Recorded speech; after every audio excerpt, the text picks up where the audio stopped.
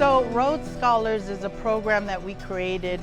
We are taking our students on the road because Filipino history is actually American history. This group from Mira Mesa took a 250-mile road trip to learn and celebrate Larry Itliong Day in Delano, California. In the classroom, I teach the language and very little of the history. So going to this trip, my students will learn so much about Filipino American history with their own eyes. When the Philippines was a U.S. territory, Filipinos were recruited as farm workers in the agricultural areas of Hawaii and all over the West Coast starting in 1906. These Filipino farm workers faced discrimination and racism while living with low wages and poor working conditions. With few Filipino women in America and laws that prohibited Filipinos from marrying whites or Mexicans, many couldn't start families of their own. Fast forward into the 50s and 60s, Filipinos immigrated to the U.S. more for education and jobs outside of farm work. However, many Filipinos still worked on the farms. The farm worker movement is often associated with Cesar Chavez, but now people are recognizing the Filipino leaders in Delano that first led the farmers to fight for better working conditions.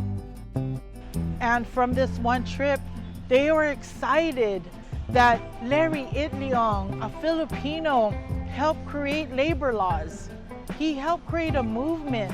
He's a civil rights leader, and he's one of us, someone that looks like them. Walking through the sites, it was like I was walking through the history where history happened, and I could see how hard they worked. We convened our young people to meet with our Filipinos that are still working in the grape fields of Delano. I'm like, I don't know, like I just see everyone giving their speech and I'm just like, wow, like I'm also Filipino. I'm proud about that. I really want to thank Seafood City because this is self-funded. Myself and Jackie, we believe in these experiences that were needed.